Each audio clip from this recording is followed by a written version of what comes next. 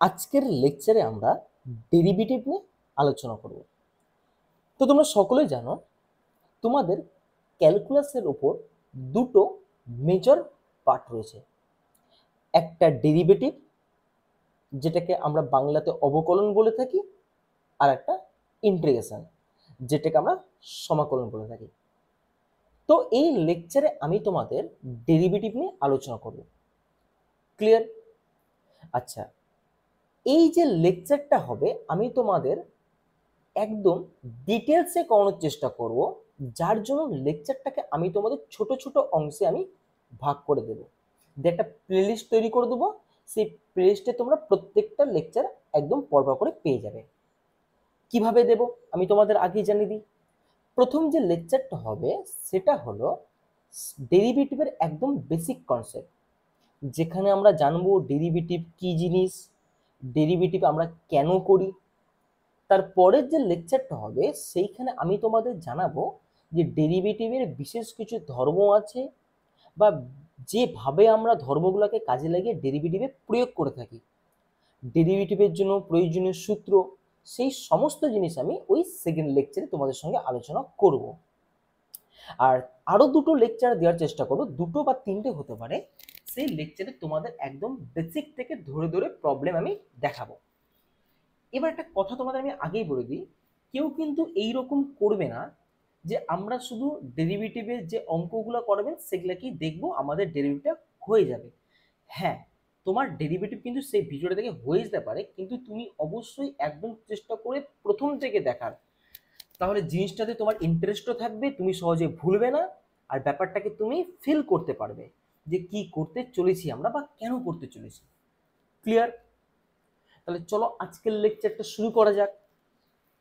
তো আজকের লেকচারে আমি তোমাদের শুধুমাত্র একদম বেসিক কনসেপ্ট দেব, যে ডেরিভেটিভ কি জিনিস, আর এটা আমরা কেন প্রয়োগ করে থাকি, কেনই আমরা ডেরিভেটিভ করব, এই সমস্ত জিনিস আমরা আজকে লেকচারে দেখব। তো চলো শুরু করা যাক। আচ্ছা, আমি যদি কাউকে বলি তোমরা ইনক্লাইনেশন আর স্লোপ এই দুটো জিনিস কি জানো? তোমাদের সরলরেখা চ্যাপ্টারে ছিল, যারা যারা সরলরেখা করেছো তারা আশা করি জানো। তো যারা জানো না, ঘাবড়ানোর কোনো বিষয় নেই, আমি একদম বেসিক থেকেই বলবো, ধরেই নিব তোমরা কিছু জানো না, সেইভাবে বলবো যাতে সবারই সুবিধা হয়। তো চলো প্রথমে আমরা একটা জিনিস দেখি, যে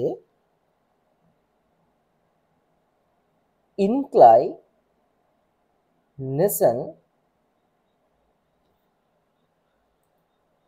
অ্যান্ড স্লোপ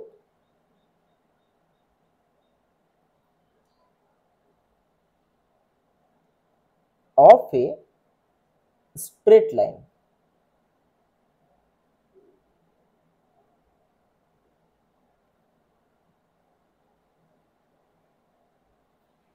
ক্লিয়ার? তাহলে আমাদের প্রথমের আলোচনার বিষয় কি? Inclination and slope of A straight line. তাহলে কোনো একটা সরলরেখার আমরা ইনক্লাইনেশন কি জিনিস আর স্লোপ কি জিনিস সেইটা নিয়ে আগে আলোচনা করব। তো ব্যাপারটাকে আমরা একটা ছবির মাধ্যমে বোঝার চেষ্টা করব। আচ্ছা, আমি না তোমাদের আগেই বলে দিই, এই বাংলা উচ্চারণটা আমি বারবার হয়তো করতে পারবো না, তাই আমি তোমাদের বাংলা মানেটা বলে দিই। ইনক্লাইনেশনকে বাংলাতে নতি কোণ বলে, আর স্লোপকে বাংলাতে নতি মাত্রা বা প্রবণতা বলে। তো আমি না এই প্রবণতা বা নতিকোণ এই জিনিসগুলো বারবার উল্লেখ করব না বাংলাতে, আমি ইংলিশে বলবো ইনক্লাইনেশন আর স্লোপ। তো সেই জিনিসটাকে সেটা আমরা জিওমেট্রিক্যালি একটু বুঝি চলো। কার? একটা স্ট্রেট লাইনের কিন্তু, হ্যাঁ।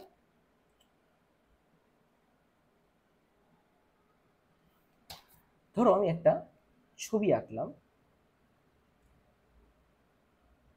এইটা ধরো এক্স অক্ষ, এইটা ওয়াই অক্ষ, আর এইটা মূল বিন্দু। ক্লিয়ার?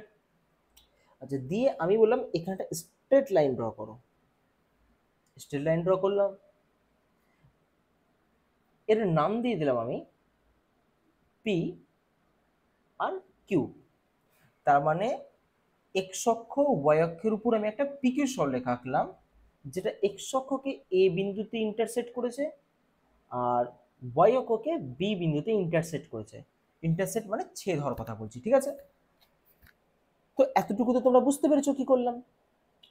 দিয়ে আমি বললাম যে ভালো মতো শুনবে, ইনক্লাইনেশন জিনিসটা কি।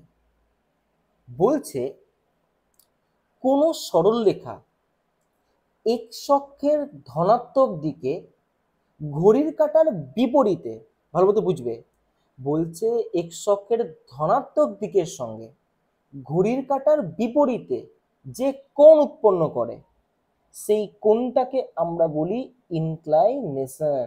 তার মানে এই সরলরেখাটা এক্স অক্ষের ধনাত্মক দিকে আবার কি ঘড়ির কাঁটার বিপরীতে, তাহলে আশা করি তোমরা সকলেই জানো এইটাকে ঘড়ির কাঁটার আমরা বিপরীত দিক বলি, তাই না? বলছি এই যে কোণ উৎপন্ন করলো, আমি নাম দিলাম থিটা। বলছে এই কোণটাকেই আমরা বলে থাকি ইনক্লাইনেশন। তাহলে এই থিটা কোণটাকে আমরা কি বলবো? ইনক্লাইনেশন,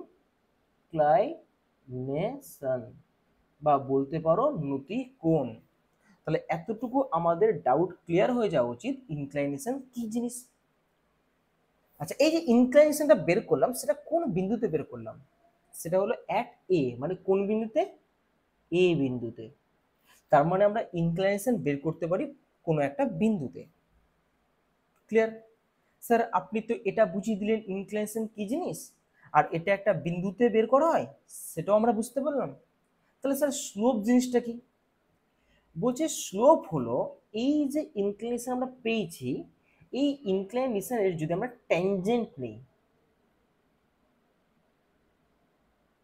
আচ্ছা এবার প্রশ্ন, স্যার থিটা তো কোণ, তাহলে থিটার ট্যানজেন্টটা কি জিনিস? শোনো, থিটার ট্যানজেন্ট কিছুই না। থিটার ট্যানজেন্ট বলতে ট্যান থিটাকে বোঝানো হয়। বুঝতে পেরেছো?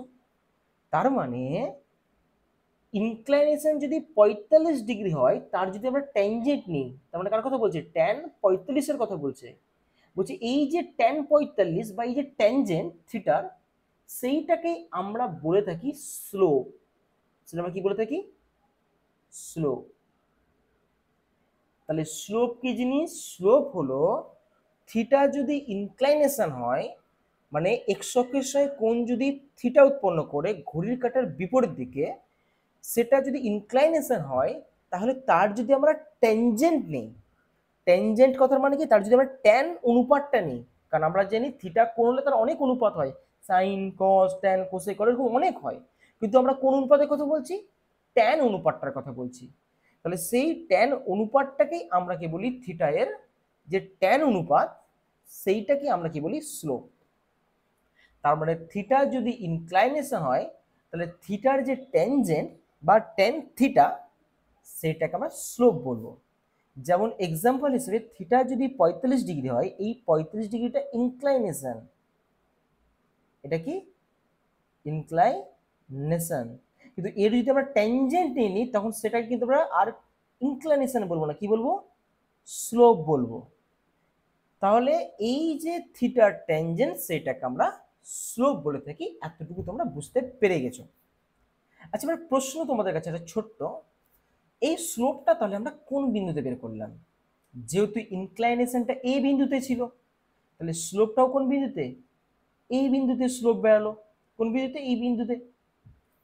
আচ্ছা একটা প্রশ্ন আরেকটা তোমাদের কাছে, থিটাটা আর ট্যান থিটা, এই দুটো জিনিস কি সেম, না এদের মধ্যে কিছু তো ডিফারেন্স আছে?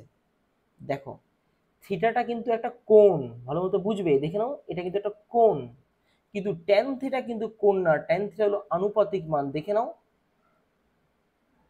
এই যে দেখে নাও, তুমি ট্যান 35 যদি করতে কত পেতে? 1 পেতে তো।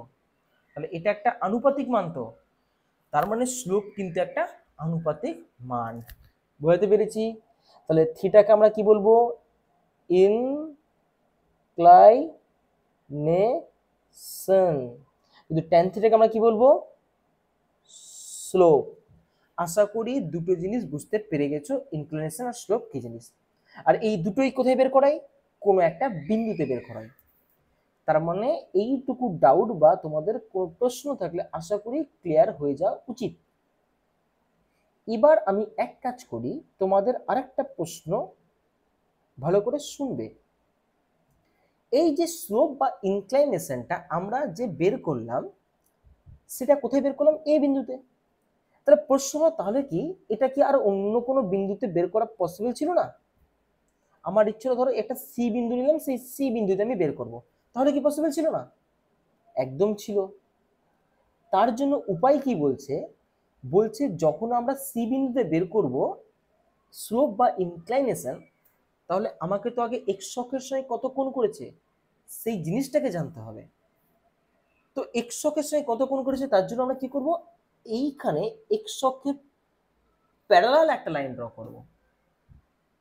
ক্লিয়ার? তাহলে কি বললাম? যে বিন্দুতে স্লোপ বের করব সেই বিন্দুতে আমরা এক্স অক্ষের প্যারালাল লাইন একটা ড্র করব। তো ড্র করলাম, ধরো এর নাম দিলাম এম আর এন, যেটা কার সঙ্গে প্যারালাল? এক্স অক্ষের সঙ্গে প্যারালাল। আচ্ছা একটা কথা বলো তো, এই সি বিন্দুতে যদি আমি কোণ দেখি, কোণটা কত হবে? এই কোণটা থিটাই হবে। কেন থিটা হবে? ছোটবেলা থেকে আমরা পড়ে আসছি, দুটো প্যারালাল লাইনকে যদি কেউ ইন্টারসেক্ট করে, তার মানে এই যে ছেদক সেটা হলো এই দুটো বিন্দুতে সেম কোণ উৎপন্ন করে। তার মানে এই দুটো তো প্যারালাল লাইন ছিল, আর এই কি ছেদ করেছিল, তার মানে কি এই দুটো বিন্দুতেই সমান কোণ উৎপন্ন হবে, যে কোণটাকে আমরা অনুরূপ কোণ হিসেবে ছোটবেলা থেকে জেনে এসেছি।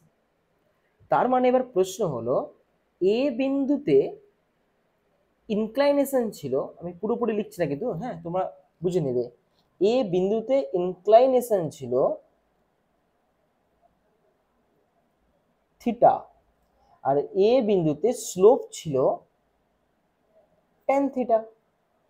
এবার প্রশ্ন হলো, আমি যখন সি বিন্দুতে বের করতে গেলাম, সি বিন্দুতে ইনক্লাইনেশন কত?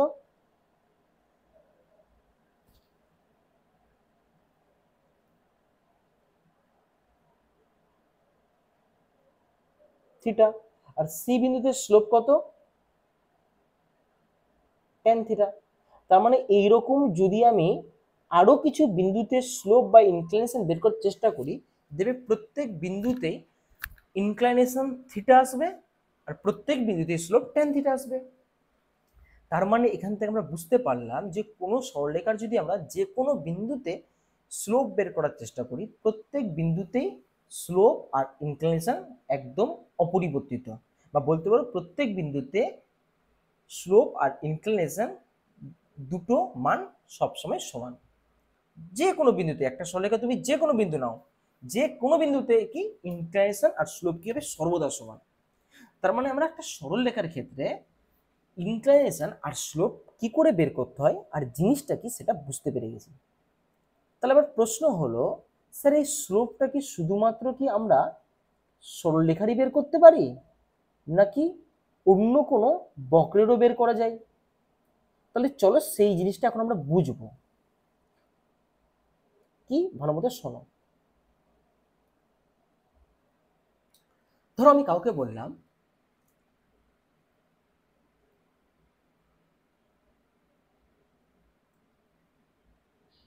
এই ধরো আমি একটা বক্র নিয়েছি, ক্লিয়ার? ছবিটা একটু উঠিয়ে দিই, তাহলে আমার বোঝাতে সুবিধা হবে।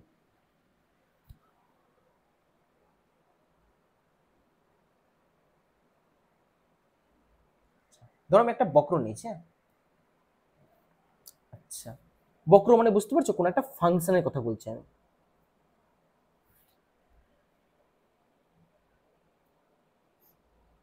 ধরো y সমান সমান এফ অফ এক্স, এটা একটা বক্র বা ফাংশন। কারণ আমরা জানি কোনো না কোনো ফাংশনকে আমরা একটা ছবিতে রিপ্রেজেন্ট করতে পারি। তো ধরো এই একটা function, unknown function F of x নাম নিলাম, ওর মধ্যে এফ অফ এক্স আছে, হ্যাঁ? তার ধরো ছবি এরকম টাইপের, এরকম একটা বক্র সেট। এবার প্রশ্ন হলো, স্যার এর স্লোপ বা ইনক্লিনেশন আছে কিনা কি করে বুঝবো? আর যদি থাকে তাহলে কি করে বের করে সেটা কি করে বুঝবো? স্যার আপনি তো বলেছেন ইনক্লিনেশন বের করার নিয়ম হলো, যে বিন্দুতে আমরা ইনক্লিনেশন বের করব সেই বিন্দুতে আমরা এক্স অক্ষের ধনাত্মক দিকে কতটা কোণ করেছে সেইটা বের করলে বেরিয়ে যাবে। আর তার যদি আমরা ট্যানজেন্ট নিই, তাহলে আমরা কি করব? সেই ট্যানজেন্টটা যদি পেয়ে যাই, থিটার ট্যানজেন্ট, সেটাকে আমরা স্লোপ বলবো। তাহলে স্যার এখানেও যদি আমি থিটা খুঁজে বের করতে পারি, তাহলে তো ইনক্লিনেশন পেয়ে যাবো। আর তার যদি ট্যানজেন্ট নিই তাহলে স্লোপ পেয়ে যাবো। তাহলে এবার সমস্যাটা কোথায়? সমস্যাটা হলো, আমি যদি এই বিন্দুতে স্লোপ বের করতে চাই, তাহলে আগে আমাকে এই বিন্দুতে এক্স অক্ষে প্যারালাল একটা লাইন ড্র করতে হবে। আচ্ছা আমি তো করে দিলাম। দিয়ে প্রশ্ন হলো যে এই যে স্লোপটা বের করব, স্লোপ বের করার জন্য কি করতে হয়? আগে আমাদের দেখতে হয় যে এক্স অক্ষের সঙ্গে কতটা কোণ উৎপন্ন করেছে। এবার আমি যদি কাউকে বলি এক্স অক্ষের সঙ্গে কতটা কোণ উৎপন্ন করছে, তুমি বলে স্যার এই জায়গাটা। এটা ঠিক না ভুল? এইটা হলো ভুল। কেন ভুল জানো? কোণ আমরা ছোটবেলায় যে ডেফিনেশন পড়ি, কোণের ডেফিনেশন ছিল দুটো বাহুর মধ্যবর্তী অংশকে কোণ বলে। দুটো বাহু মানে দুটো সরল রেখার কথা বলছি, দুটো সরলরেখার মধ্যবর্তী অংশকে আমরা কোণ বলি। আচ্ছা এটা তো একটা সরলরেখা বুঝে নিলাম, এটা কি সরলরেখা যে তুমি এর মধ্যবর্তী কোণটা থিটা বললে? একদমই না। তার মানে স্যার আমি কি তাহলে থিটা বের করতে পারবো না? আর যদি থিটা বের করতে নাই পারি, তাহলে আমি ইনক্লিনেশন কি করে বের করব? আর ইনক্লিনেশন না বের করলে স্লোপ কি করে বেরাবে? তাহলে আমার তো এখন প্রশ্ন আসলো, স্যার আমি কি করে থিটাটা বের করব? আপনি তো বললেন থিটা তো দুটো বাহুর মধ্যবর্তী অংশ, কিন্তু এখানে তো একটা সরলরেখা আছে আর একটা তো নেই। তাহলে স্যার উপায় কি? উপায়টা শোনো। বলছে বক্রের যদি আমরা স্লোপ বের করতে চাই, ভালো মতো বুঝবি, আমাদের উদ্দেশ্য হলো বক্রের স্লোপ বের করতে চাওয়া। বলছে বক্রের যদি আমরা স্লোপ বের করতে চাই, ধরো এই পয়েন্টে, ক্লিয়ার? বলছে তার জন্য আগে আমাদের ওই পয়েন্টে একটা স্পর্শক অঙ্কন করতে হবে। কি বলছে? তার জন্য আমাকে ওই বক্রটার ওই বিন্দুতে আগে একটা স্পর্শক অঙ্কন করতে হবে। কোন বিন্দুতে? যে বিন্দুতে আমি স্লোপ বের করতে চাইছি।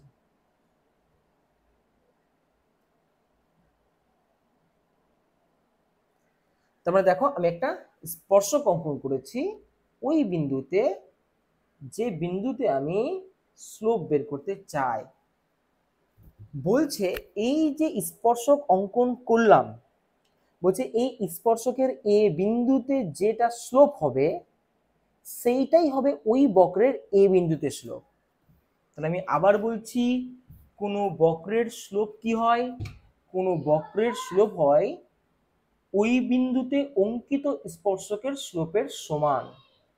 তার মানে আমি যদি কোনো বক্রের এই বিন্দুতে স্লোপ বের করতে চাই, তাহলে আমাকে ওই বিন্দুটাকে স্পর্শক অঙ্কন করতে হবে, দিয়ে দেখতে হবে ওই স্পর্শকটা ওই বিন্দুতে কতটা স্লোপ উৎপন্ন করেছে। সেই স্লোপটাই হবে ওই বক্রের ওই বিন্দুতে স্লোপ। তাহলে বক্রের কখনো আমরা ডাইরেক্ট স্লোপ বের করতে পারি না, তার জন্য কার হেল্প নিতে হয়? স্পর্শকের হেল্প নিতে হয়। তার মানে এখান থেকে আমরা কি জানতে পারলাম? y is equal to fx যদি একটা বক্র হয়, তাহলে y is equal to fx যদি একটা বক্র হয়, তার মানে fx বক্রের a বিন্দুতে স্লোপ কার সঙ্গে সমান হবে? ওই বিন্দুতে মানে a বিন্দুতে অঙ্কিত স্পর্শকের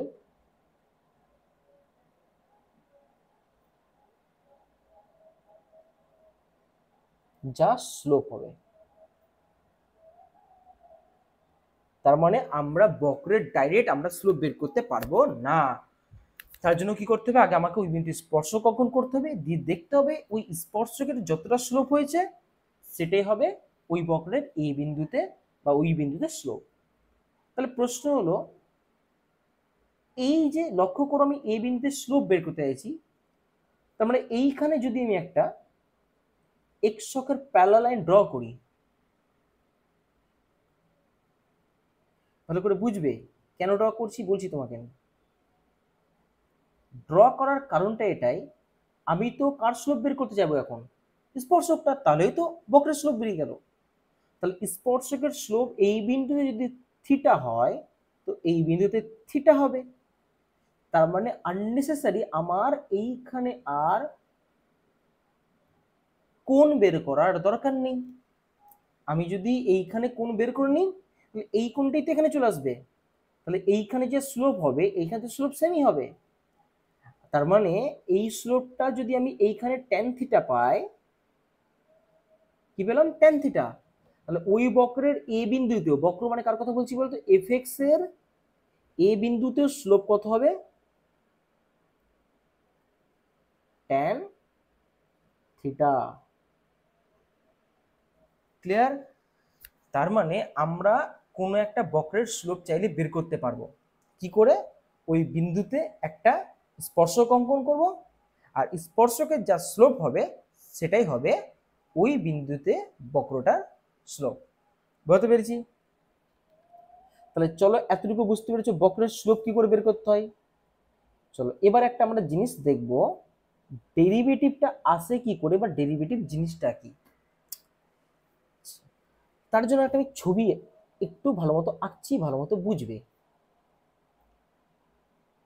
আমার ছবিটা একটু আমি সাজিয়ে নিই আমার মতো, যাতে আমার বোঝাতে সুবিধা হয়।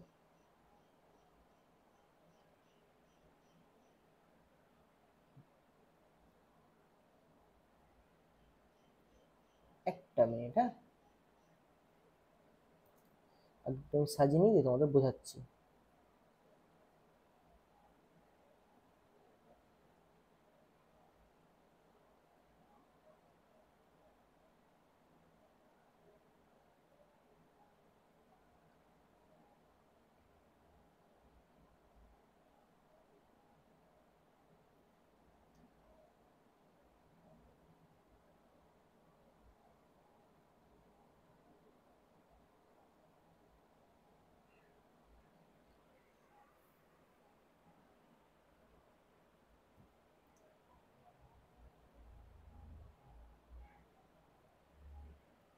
চলো মোটামুটি ছবিটা আঁকা আমার হয়ে গেছে। তাহলে এবার দেখবে ভালো মতো। ধরো এই যে বক্রটা নিয়েছিলাম আমি, y সমান সমান f অফ x। ক্লিয়ার? আচ্ছা এই বক্রটার যদি আমি এই বিন্দুতে, বুঝতে পারছো কোন বিন্দুর কথা বলছি? এ বিন্দুর কথা বলছি, হ্যাঁ। তো এই বিন্দুতে আমি স্লোপ বের করার চেষ্টা করব। ক্লিয়ার? তো এর একটা প্রসেস আছে, প্রসেসটা ভালো মতো দেখবে। ধরো আমি এখন আমার উদ্দেশ্য এই বক্রটার এই বিন্দুতে স্লোপ বের করা। তাহলে আমি জানি ওই বিন্দুতে একটা স্পর্শক অঙ্কন করতে হয়, স্পর্শক তো আঁকা আছেই। এই স্পর্শক ধরো পিকিউ। তাহলে আমি যদি পিকিউ এর স্লোপ বের করতে পারি তাহলে হবে বক্রের এই বিন্দুতে স্লোপ। আচ্ছা আমি আরেকটা কাজ করছি, হ্যাঁ।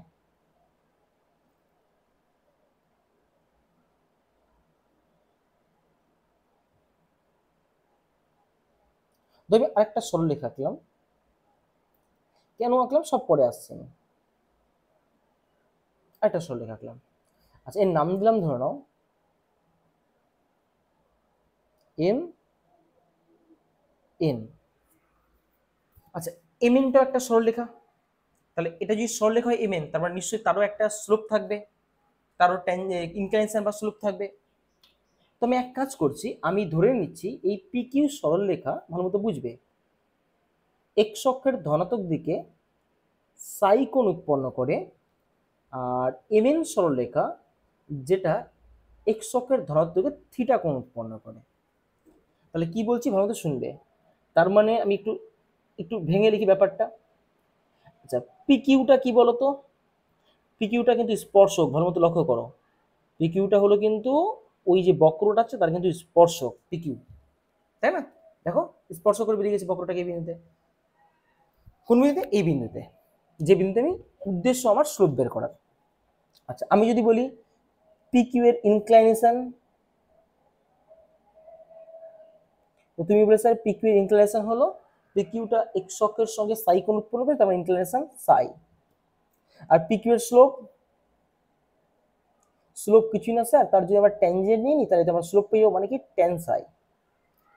আচ্ছা এবার প্রশ্ন হলো এমএনটা কি? বলছে এমএনটা হলো জ্যা, ভালো করে লক্ষ্য করো, পড়েছো বৃত্তের জ্যা, বৃত্তকে দুটো পয়েন্টে এইভাবে কাট করে। তো সেরকম দেখো এই বক্রটাকেও এই এমএনটা দুটো পয়েন্টে কাট করেছে, এই যে এই পয়েন্ট এই পয়েন্টে। তাহলে এমএনটা হলো কি জ্যা।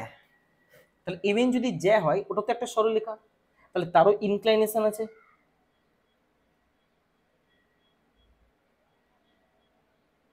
তার ইনক্লাইনেশন কত? থিটা। আচ্ছা এমএন যদি জ্যা হয় তার মানে কি এমএন এর ইনক্লাইনেশন হবে, তাহলে তো এমএন এর স্লোপ হবে। স্লোপ কত, ট্যান থিটা। এবার আমার প্রশ্নটা শোনো, ভালো মতো বুঝবে।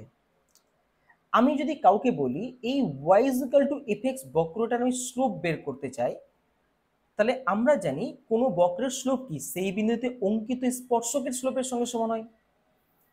তার মানে এ বিন্দুতে যদি আমি বক্রের স্লোপটা আমি বের করতে চাই, সেই স্লোপটার জন্য আমাকে কার স্লোপ বের করতে হবে, এম এন এর নাকি পিকিউ এর? যদি আমি এম এন এর স্লোপ বের করি, ভালো মতো বুঝবে, এম এন এর স্লোপ যদি বের করি, এই যে ট্যান থিটা, সেটা যদি বের করি, সেটা কি বক্রটার স্লোপ হবে?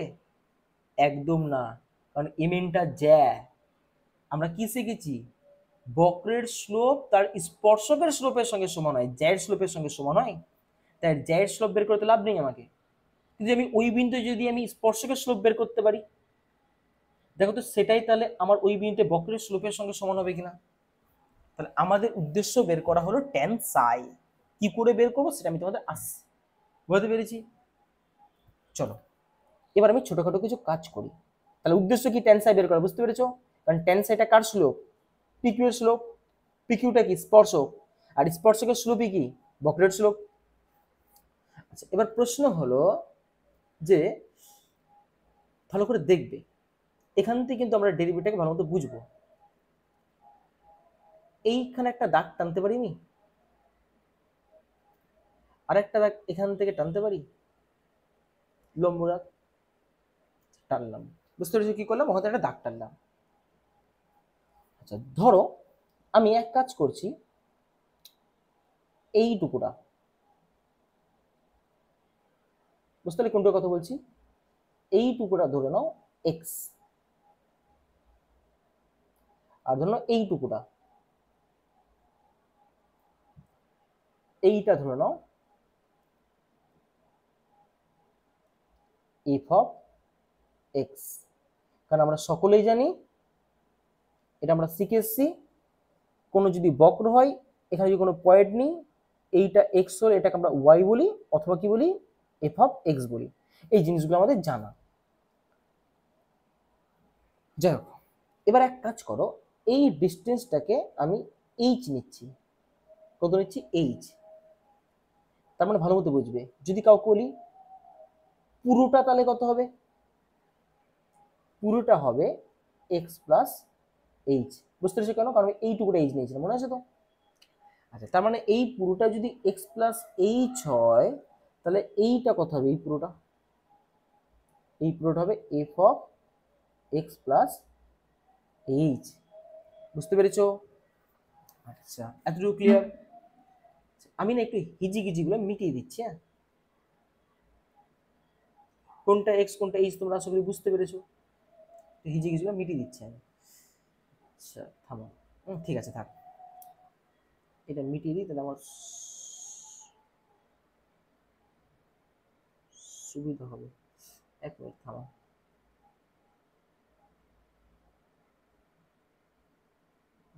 তো মুশকিল, হটে গেছে, থামো। একটা কোনটা ছিল, এইটা, হটে গেছে, চলো। তাহলে কোনটা এক্স কোনটা এফ এক্স বুঝতে পেরেছো, আর কোন জায়গাটা এক্স প্লাস এইচ কোন জায়গাটা এফ অফ এক্স বুঝতে পেরেছো।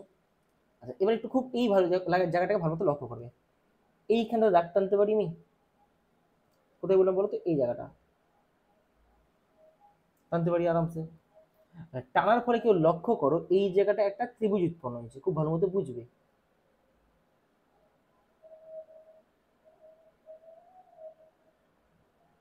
দেখো একটা সমকোণী ত্রিভুজ উৎপন্ন হয়েছে, বুঝতে পেরেছো?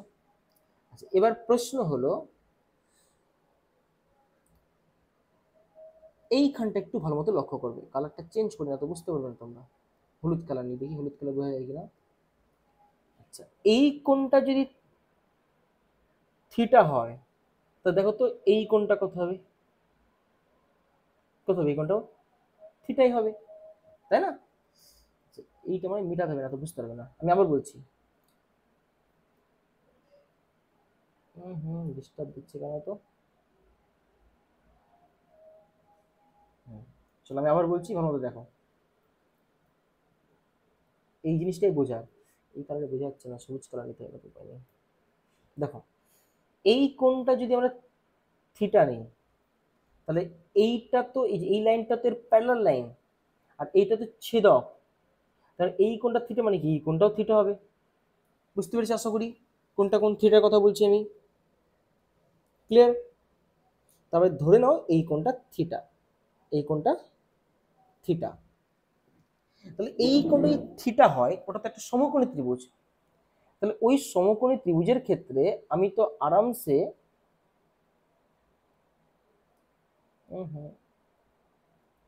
ট্যান থিটার মান বের করতে পারি, বের করতে পারি না? ট্যান থিটা মানে কি লম্ব বাই ভূমি। দেখো তো এই যে কোণটা থিটা, এই কোণের সাপেক্ষে এইটা কিন্তু লম্ব, তাই না? আর এই লম্বটা কি করে বের করব? পুরোটা ছিল F of x plus H, মনে পড়ছে? আর এইটুকুটা ছিল এফ অফ এক্স, তাহলে এটা যদি এফ অফ এক্স হয় তার মানে এটাও কত এফ অফ এক্স। তাহলে F of x plus H থেকে যদি এফ অফ এক্সটাকে বাদ দিয়ে দিই আমরা, তাহলে তো এই জায়গাটা পেয়ে যাব। তার মানে উপরে কত আসবে F of x plus H minus F of x, এটা আমরা কি পেলাম? লম্ব পেলাম। বাই কি হবে? ভূমি। ভূমি কোনটা? এইটা ভূমি। তো ভূমি কত ছিল? এইচ। তার মানে লক্ষ্য করো আমি এইখানে যে ত্রিভুজ পেয়েছিলাম সেই ত্রিভুজে যে কোণটা ছিল সেটা থিটা, আর সেই থিটার জন্য আমি ট্যান থিটা যদি বের করি তার মানে কত হবে? লম্ব বাই ভূমি। লম্ব কত? F of x plus H minus F of x, আর ভূমি কত? By h. বলছে এই যে যেটা পেলাম ভালো মতো বুঝবে, এটা কিন্তু আমরা ট্যান থিটা পেলাম। তাহলে ট্যান থিটা যে স্লোপ, কার স্লোপ? এটা কিন্তু জ্যায়ের স্লোপ। আমার কি জ্যায়ের স্লোপ দরকার? একদমই না। তাহলে আমাকে কার স্লোপ বের করতে হবে? স্পর্শকের স্লোপ বের করতে হবে, মানে পিকের স্লোপ বের করতে হবে। তাহলে পিকের স্লোপ বের করবো কি করে সেইটাকে ভালো মতো লক্ষ্য করো। কোনটা এফ অফ এক্স কোনটা এইচ তোমরা বুঝতে পেরেছো, তাহলে হিজি গিজি মিটিয়ে দিই, না তো অসুবিধা হচ্ছে বোঝাতে। আচ্ছা এবারে এক কাজ করছি আমি, হ্যাঁ ভালো মতো বুঝবে।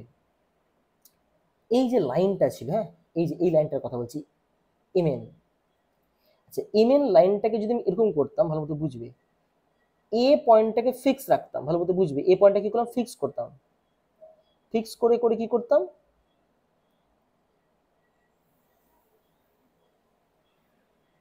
এই যে পয়েন্টটা যেটা আছে ভালো মতো দেখো, এ পয়েন্টটাকে ফিক্স রাখছি, আর এই যে পয়েন্টটা আগে এখানে ছিল এম এন এর, ভালো মতো লক্ষ্য করো, এবার আমি সেটা কি করেছি? নামিয়ে দিয়েছি।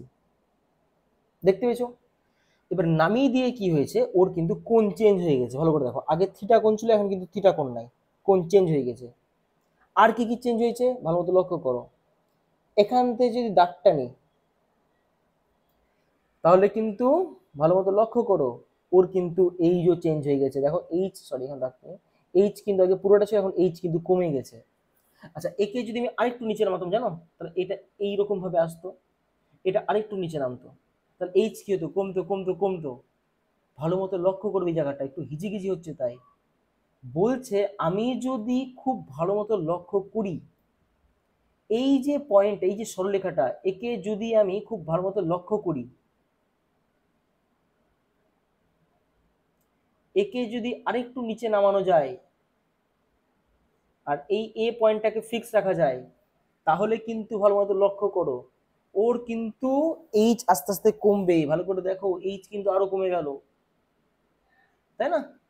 আচ্ছা যদি এটাকে আরেকটু কমাই, আরেকটু কমাই মানে এটাকে আরেকটু চেঞ্জ করি, এতে ফিক্স রাখলাম, এটাকে আরেকটু নিচে নামিয়ে দিলাম, এইখানে ধরো করো, এইখানে একদম একদম এইখানে কাছাকাছি, তাহলে দেখো একদম ভালো মতো লক্ষ্য করো এ পয়েন্টটা ফিক্স আছে, তার মানে কিন্তু ওই আরো এইচ কমে গেল। তাহলে এইচটা যদি আস্তে আস্তে কমতে থাকে তাহলে একটা টাইম পর ভালো করে বুঝবে, এইচ যখন একদম জিরোর কাছাকাছি চলে যাবে, একদম জিরোর কাছাকাছি, জিরো না জিরোর কাছাকাছি, লিমিটে যেটা শিখেছিলাম, তখন দেখবে এই স্ট্রেট লাইনটার এইভাবে না, স্ট্রেট লাইনটা মোটামুটি এর সঙ্গে মিলে গেছে। আর দেখবে তখন ওই যে যেটা জ্যা ছিল সেই জ্যাটা স্পর্শক হয়ে গেছে। তাহলে আমি কি করলাম? জ্যাটা কি করলাম? একটা পয়েন্ট ফিক্স রাখলাম। বুঝতে পেরেছো কি করেছিলাম? একটা পয়েন্ট ফিক্স রেখেছিলাম, আর একটা পয়েন্টকে নামাতে শুরু করলাম, নামাতে নামাতে নামাতে নামাতে প্রথমে এখানে আনলাম, প্রথমে এখানে আনলাম, আনতে আনতে আনতে যত আনছি দেখছি এইচ কমছে, যত আনছি কাছে এইচ কমছে, যত আনছি এইচ কমছে, কমতে কমতে কমতে যখন এখানে চলে আসলো এইচ একদম জিরোর কাছে চলে আসলো, তখনই বলছে যেটা ছিল জ্যাস সেটা হয়ে গেল স্পর্শ। বুঝতে পেরেছি? তার মানে বুঝবে, যখনই আমি এইচটাকে কমাতে শুরু করে দিলাম, কমানো মানে কি, জিরোর কাছে নিয়ে চলে গেলাম। বুঝতে পেরেছো কেন জিরোর কাছে? এই দেখো এইচ কমে গেল এতটুকু, দেখো এখানে আরো কমে গেল এইচ এতটুকু। তাহলে কমাতে কমাতে যত তুমি করবে, যত তুমি জিরোর কাছে আনবে এইচ কে কমাতে কমাতে, তখনই দেখবে যেটা এমএন লাইন ছিল সেটা একদম পিকিউ এর কাছাকাছি চলে এসছে। আর থিটা কোণটা কোথায় গেছে? দেখো থিটা কোণটা একদম সাইয়ের কাছাকাছি হয়ে গেছে। কেউ লক্ষ্য করেছো? আগের বার যখন এখানে ছিল তখন মানে থিটাটা এখানে ছিল, তাহলে আর তো থিটা নাই। এইচ কে যখনই চেঞ্জ করেছি থিটাটা কি করছে, সাইয়ের কাছাকাছি চলে এসছে। তাহলে আমি কি করলাম, লিমিট চালিয়ে দিলাম। কি লিমিট? এইচ যদি জিরোতে কাছাকাছি যাওয়ার চেষ্টা করে তাহলে থিটা কার কাছে যাবে, সাইয়ের কাছাকাছি। তাহলে এইটাকে এখন আমরা কি লিখবো, ট্যান সাই। আর এটা কি হবে, limit H tends to zero, কারণ এখানে আমি এইচ এর মান জিরোর কাছাকাছি চালিয়ে দিয়েছি। উপরে কত ছিল, F of x plus H minus কত ছিল, এফ অফ এক্স বাই কত ছিল এইচ। এই যে টেন সাই পেলাম, টেন সাইটা কার স্লোপ, টেন সাইটা কিন্তু একটা স্পর্শকের স্লোপ ছিল, মনে আছে? আর স্পর্শকের স্লোপই হলো ওই বক্রের স্লোপ। তার মানে আমি যেটা বের করলাম সেটা হলো ওই বক্রের স্লোপ বের করতে পেরে গেলাম। বলছে এই যে বক্রের স্লোপ আমরা বের করলাম, এইটাকেই আমরা বলি এ বিন্দুতে, ভালো মতো শুনবে, এটাকে আমরা কি বলি, কারণ স্লোপটা যদি এই বিন্দুতে বের করেছি, এই বিন্দুতে না, সাই যদি এই বিন্দু থাকে তার মানে সাই তো এই বিন্দুতেও হবে। কারণ আমরা কি শিখেছি, একটা সরলরেখার প্রত্যেক বিন্দুর স্লোপ কি সেম। তার মানে আমি যে স্লোপটা বের করেছি, এই বিন্দুতে বক্রের স্লোপ যে বের করলাম, এই বিন্দুতে বক্রর স্লোপ কি বেরোলো, ট্যান সাই, যার মান তোমরা দেখতে পাচ্ছ, আমি অত বড় মান লিখলাম না। বলছে এই যে স্লোপ, এই স্লোপটাকেই আমরা ওই বিন্দুতে অবকলন বলে থাকি। তার মানে যেটা আমরা স্লোপ পেলাম সেই স্লোপটাকেই আমরা আরেকটা নাম দিলাম অবকলন। সরি, এখানে একটা মিস্টেক করলাম, এর নাম কি দিলাম, অবকলন। এইটাকে বলছে এই অবকলনটাকে আমরা এফ ড্যাশ এক্স হিসেবে লিখি। কেন? কারণ ফাংশনটা যেহেতু এফ অফ এক্স ছিল, তার অবকলন বোঝানোর জন্য সেটাকে আমরা কি চিহ্ন দিই, এফ ড্যাশ এক্স। বুঝতে পারলাম? তার মানে কোনো বক্রের কোনো বিন্দু যদি আমরা স্লোপ বের করি, সেই স্লোপটাকেই আমরা কি বলি, ওই বিন্দুতে অবকলন বা ডেরিভেটিভ। তার মানে টেনসাইড যেটা ছিল সেটা যেমন স্লোপ ছিল, সেই স্লোপটাকে আরেক ভাষায় আমরা কি বলি, অবকলন বা ডেরিভেটিভ। কোন বিন্দুতে? এ বিন্দুতে। আর সেই স্লোপের যে, সরি সেই স্লোপ বলছি, সেই অবকলন যেটা, সেটাকে আমরা কোন চিহ্ন দিয়ে প্রকাশ করি, এফ ড্যাশ এক্স। তাহলে এফ এক্স যদি কোনো একটা অপেক্ষক হয়, তাহলে তার যদি আমরা অবকলন বোঝাই সেটা কি দিয়ে বোঝাবো, এফ ড্যাশ এক্স। তাহলে আমি এখান থেকে আরামসে বলতে পারি এফ ড্যাশ এক্স, এইটা ওই বিন্দুতে স্লোপ। আর ওই বিন্দুতে স্লোপ আমরা কত বের করেছি, limit H tends to zero F of x plus H minus F of x by H. তার মানে শর্টকাটে যদি বলতে চাই, এফ ড্যাশ এক্স এর ফর্মুলা হলো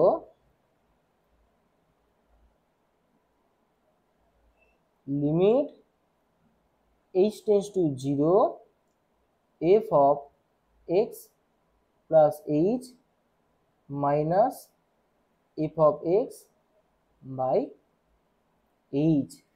তার মানে আমরা ডেরিভেটিভ কি সেটা বুঝতে পারলাম। ডেরিভেটিভ হলো কোনো বক্রের কোন একটি বিন্দুতে স্লোপ, যেটার ফর্মুলা কি, এফ এক্স যদি কোনো ফাংশন হয় বা কোনো বক্র হয় তাহলে তার স্লোপ হবে এফ ড্যাশ এক্স।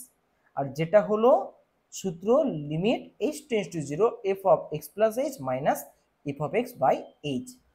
তার মানে আশা করি তোমরা ডেরিভেটিভ কি জিনিস বুঝতে পেরেছো, আর ডেরিভেটিভের ফর্মুলা কি জিনিস সেটা তোমরা বুঝতে পেরেছো। তাহলে কখনো যদি বলি এফ ড্যাশ এক্স এর মান কত, তাহলে তোমাদের বলতে হবে limit H tends to zero F of x plus H minus F of x by H.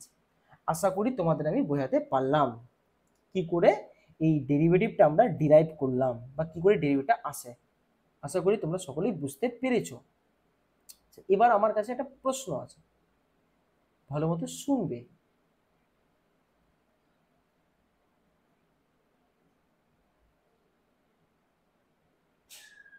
Sir আপনি তো এফএক্স কে যদি ফাংশন বা বক্র হিসেবে ধরেন, এফএক্স কে যদি আপনি বক্র হিসেবে ধরেন, তাহলে তার এর অবকলন কি বলছেন?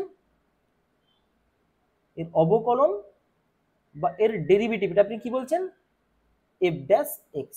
কিন্তু স্যার আমাদের তো বলেছিল sir derivative D Y by D X. তাহলে ব্যাপারটা কি? এটা তো আমরা ফিজিক্সে বা অন্য কোথাও দেখেছি হয়তো। তাহলে ব্যাপারটা কি, এইটাকে আমরা আলোচনা করব এখন। এই ডিওয়াই বাই ডিএক্স আর এফ ড্যাশ এক্স ব্যাপারটা কি, বা কি ডিফারেন্স এদের মধ্যে, কেনই ডিওয়াই বাই ডিএক্স বলা হয়, সব কিছু আমরা এক এক করে আলোচনা করব। এবার ভালো মতো শোনো।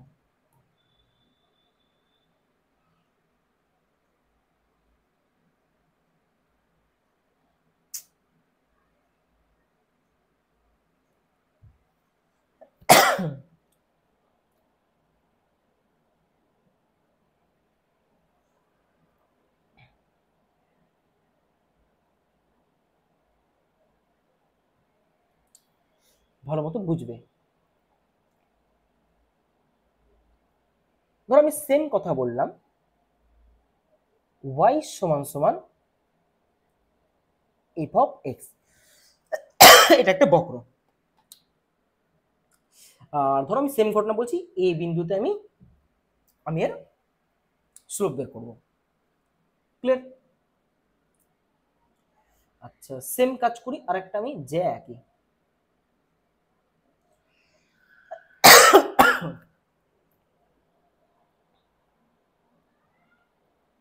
যে আঁকলাম। আচ্ছা এটা ধরো নাও পিকিউ স্পর্শক যেটা, আর যেটা ধরো নাও এমএন।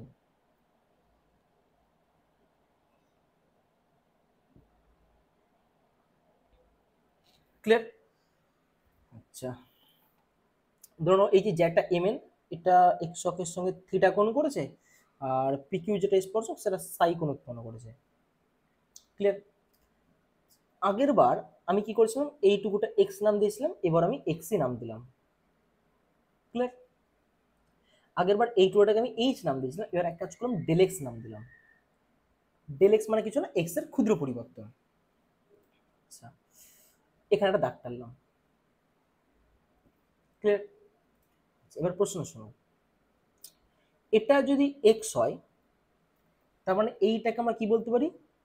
ওয়াই। কারো ইচ্ছা হলো এফ অফ এক্স বলবে, দুটো সেম ঘটনা। যেমন আগের অঙ্কে দেবে আমি এফ অফ এক্স লিখেছিলাম, তো এবার ধরো আমি এফ অফ এক্স না লিখে এই জিনিসটাকে আমি ওয়াই লিখলাম। বুঝতে পেরেছো ওয়াই কোন জায়গাটা? তাহলে এটা ওয়াই হলে এটা ওয়াই। তাহলে ভালো মতো বুঝবে, এইটুকুটা ছিল এক্স, এইটুকুটা ছিল ডেল এক্স। তাহলে এই পুরোটা কত? এই পুরোটা হবে এক্স প্লাস ডেল এক্স। আচ্ছা এইটা ওয়াই, এটা ওয়াই, এটাকে আমি এই ছোট্ট অংশটাকে ডেল ওয়াই নাম দিলাম। তাহলে পুরোটা কত? Y plus del y. আশা করি বুঝতে পেরেছো। এই কোণটা থিটা হলে এই কোণটাও থিটা। এবার আমি কাউকে বললাম ট্যান থিটা বের করো ওই ত্রিভুজ ধরে, আরামসে বলবে ট্যান থিটা মানে লম্ব বাই ভূমি। লম্ব কত? Del Y. ভূমি কত? Del x. সেম ঘটনা, এই যে ট্যান থিটা বের করলাম, এটা কার প্রবণতা? এটা স্পর্শকের প্রবণতা না জ্যায়ের প্রবণতা?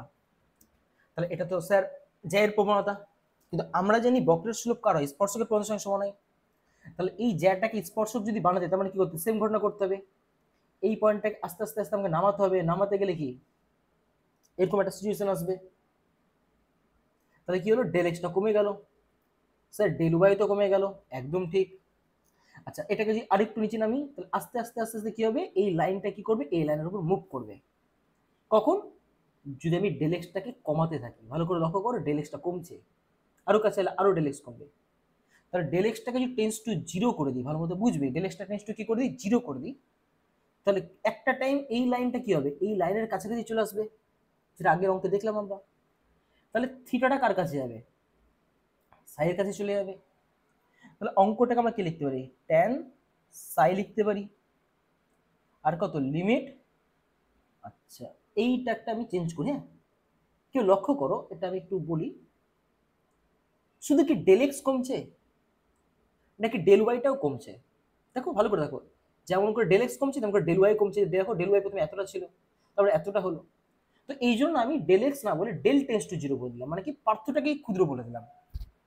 সেটা এক্স এর পার্থক্য তো আর ওয়াই পার্থক্য তো, মানে ডেল বলে দিলাম।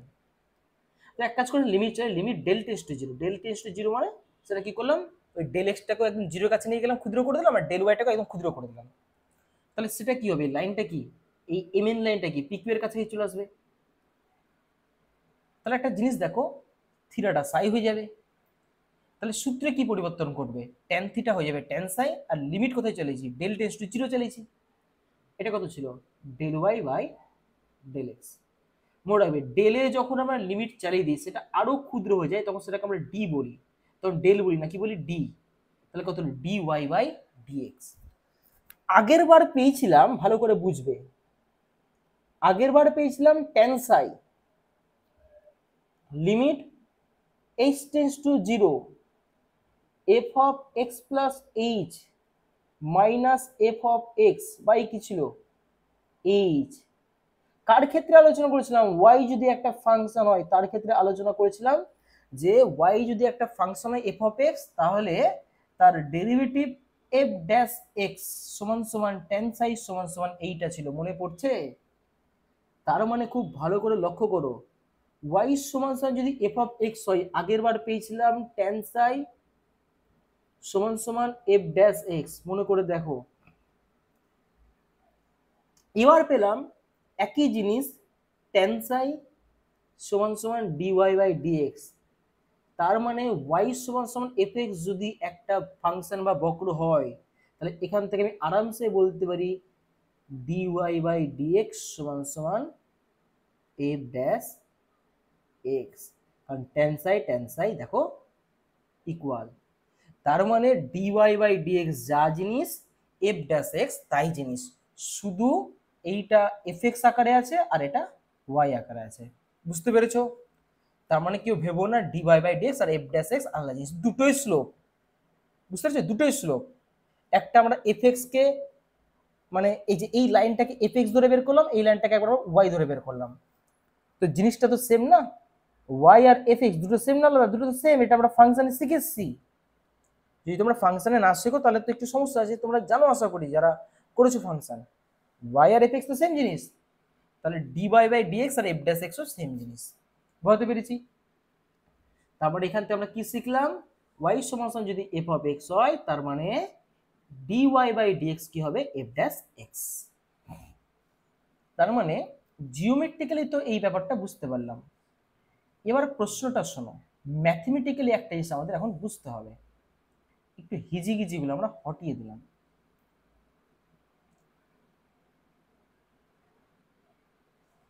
খুব ভালো মতো লক্ষ্য করো, এই অঙ্কের জন্য ডেল এক্স ছিল এইটা, আর ডেল ওয়াই ছিল এইটা, এটা ছিল ওয়াই, এটা ছিল ওয়াই, আর পুরোটা ছিল মানে ওয়াই প্লাস ডেল ওয়াই। আমি কাউকে যদি বলি এই ডি ওয়াই বাই ডিএক্স এটা কি গো, এটা কি ছিল, limit del tends to zero del Y by del X. আচ্ছা ডেল ওয়াই মানে দেখো তো, ডেল ওয়াই মানে কি, ডেল ওয়াই মানে এই যে পার্থক্যটা, তাই না, ওয়াই এর যে ডিফারেন্সটা করেছে, মানে বুঝতে পারলে না, আগের বার ওয়াই ছিল এইটুকুটা, আর এইবার ওয়াই কতটা, এই পুরোটা হলো ওয়াই। তাহলে এদের মধ্যে ক্ষুদ্র পার্থক্যটা এইটুকুটা, এইটা ছিল এক্স, এটা ছিল কি পুরোটা, আর ডেল এক্স কি, এই দুটো জিনিসের মধ্যে ক্ষুদ্র পার্থক্যটা। তাহলে আমি ডেল ওয়াই কে তো বলতেই পারি ডেল ওয়াই হলো ওয়াই এর পার্থক্য, বা বলতে পারো ওয়াই এর ক্ষুদ্র পরিবর্তন। আমি না এখানে লিখতে পারছি না, তোমরা একটু লিখে নেবে, ওয়াই এর ক্ষুদ্র পরিবর্তন। আর ডেল এক্স তাহলে কি হবে, এটা বলেছি ডেল আর লিখেছি ডি, তাহলে ডেল এক্সটা কি হবে, এক্স এর ক্ষুদ্র পরিবর্তন, তাই না? এবার একটা প্রশ্ন তোমাদের কাছে, কেউ বলতে পারবে আমি যখন অঙ্কটা করছিলাম এক্স এর পরিবর্তনের জন্য ওয়াই এর পরিবর্তন ঘটেছে, নাকি ওয়াই এর পরিবর্তনের জন্য এক্স এর পরিবর্তন ঘটেছে?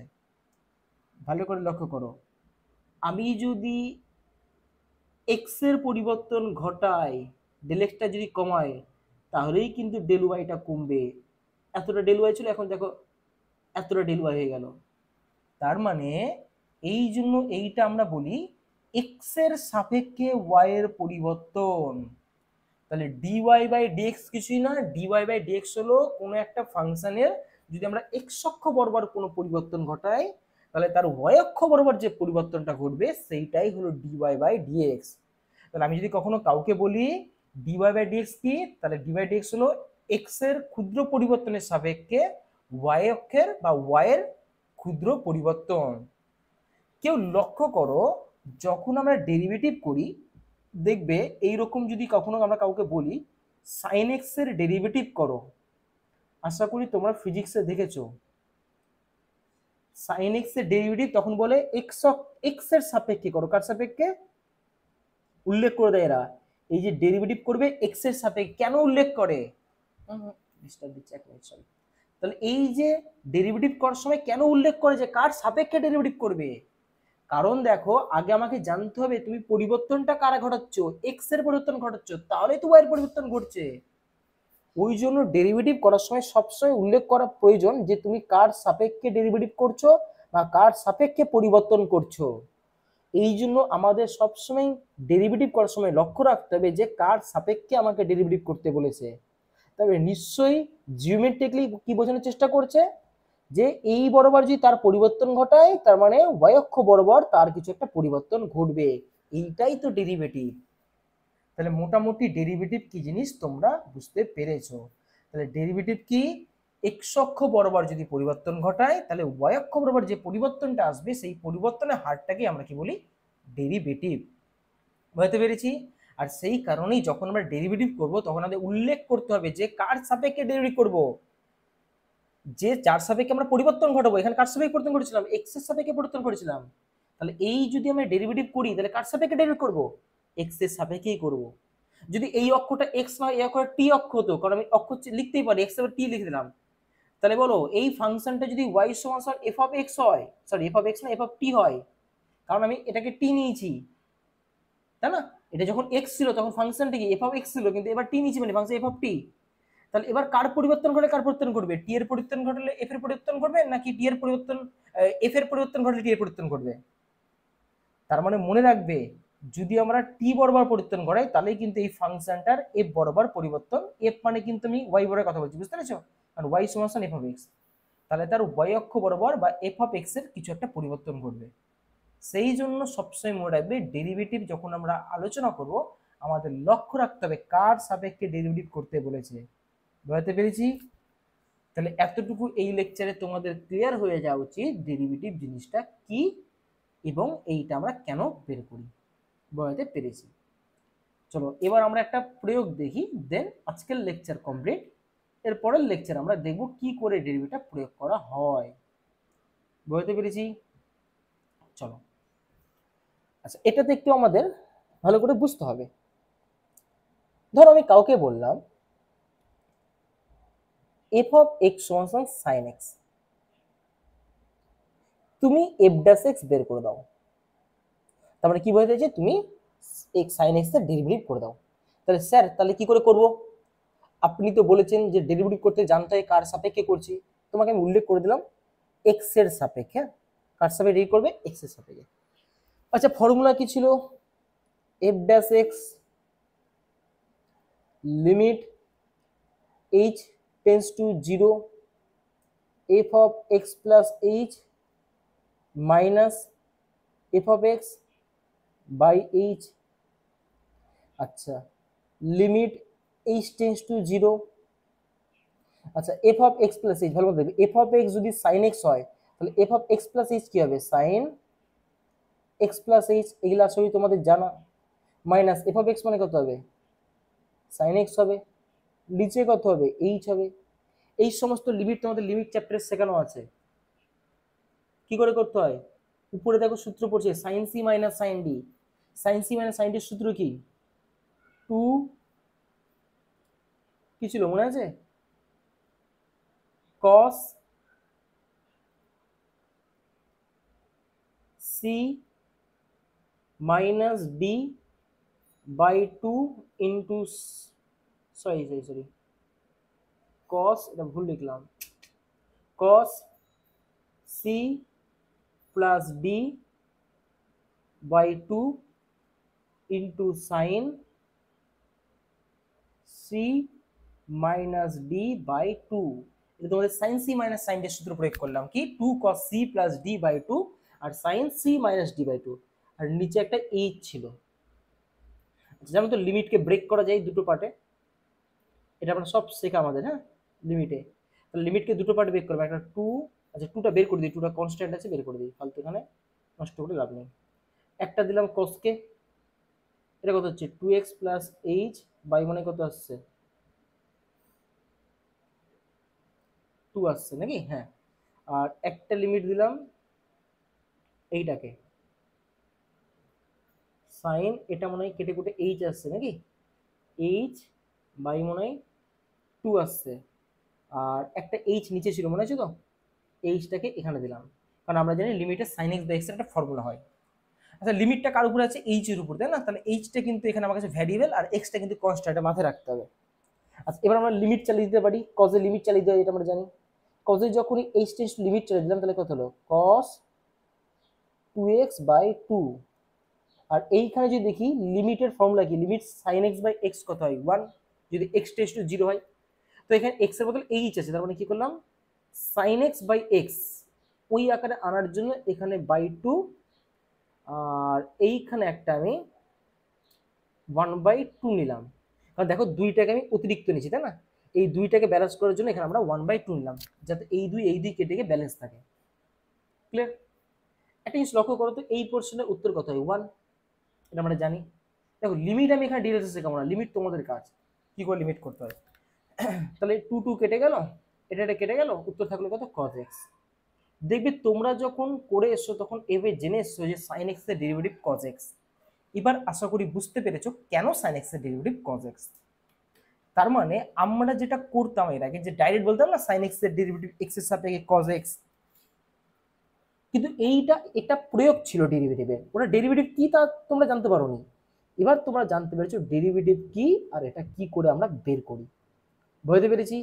তাহলে এতটুকু তোমাদের কনসেপ্ট ক্লিয়ার হয়ে যাওয়া উচিত, ডেরিভেটিভ কি আর কেন করি আর কিভাবে করি। এরপরে যে লেকচারটা দেবো সেই লেকচারে তোমাদের একদম ডিটেলসে আলোচনা করব যে ডেরিভেটিভের জন্য যে প্রয়োজনীয় সূত্র বা প্রয়োজনীয় ধর্মাবলী আর সেটাকে আমরা কিভাবে কাজে লাগাই। চলো এই লেকচারটা খুব ভালো মতো দেখো, তাহলে কিন্তু পরের লেকচারটা দেখলে আরো ভালো মতো তোমরা বুঝতে পারবে। এই লেকচারটা আমি এখানেই রেখে দিলাম, চলো দেখা হবে পরের লেকচারে।